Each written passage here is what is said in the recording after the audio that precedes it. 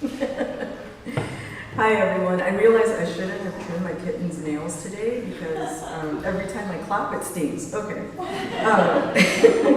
So hello, I'm Dr. Amy Tani Bimeshki, and thank you for making time to be here today.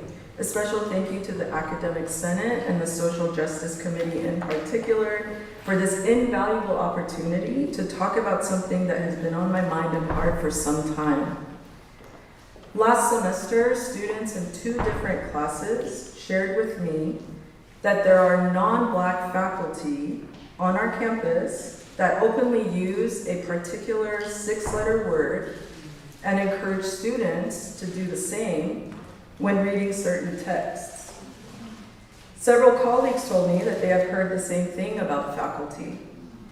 This 6-letter word is all too familiar to those of us raised and educated in the United States. It is a word we all know because at some point we have read, heard, or seen it used.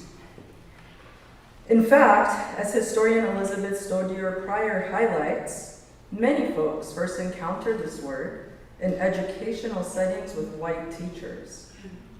Stodier Pryor reminds us that any non-Black person's use of the term upholds white supremacy no matter the context, while Black people's usage indicates a multitude of reasons which non-Black peoples have absolutely no right to control.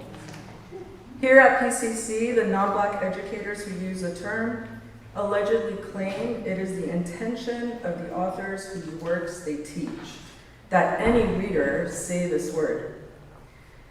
Maybe these folks think they are emphasizing the horrors of whiteness ideology, which we must do. But as Audre Lorde taught us, we cannot dismantle the master's house by using the master's tools. As part of my liberatory praxis, especially with goals 1, 2, 3, and 5 in mind, I unequivocally refuse to harm students' dignities by inviting them to dehumanize themselves and others. Our students' identities are beautifully diverse. We just saw, right? They come from ancestries and heritages of cultural and historical abundance. In creating a safe space that functions as a conduit for liberatory education, I emphasize that as non-Black peoples, we must never say, write, or repeat this word because it was created to harm Black communities. If a non-Black person insists on using the term, knowing that the term causes harm, then as Delroy Lindo asks, why would you want to use it? So as psychologist Jillian Granum notes, not only should we refuse using this word, but a non-Black person shouldn't even want to. And if they do want to, that desire is worth interrogating in themselves. I teach Ralph Ellison's A Party Down at the Square in my composition courses. Ellison, a Black author, uses this word over 40 times in this short story. Notably, every time Ellison uses this word, the reader witnesses the dehumanization of the white person using it. Ellison focuses on the attempts to dehumanize Black people, but Black people are too powerful to be dehumanized. And the result is that white people using this word at a lynching are in fact losing their humanity second by second.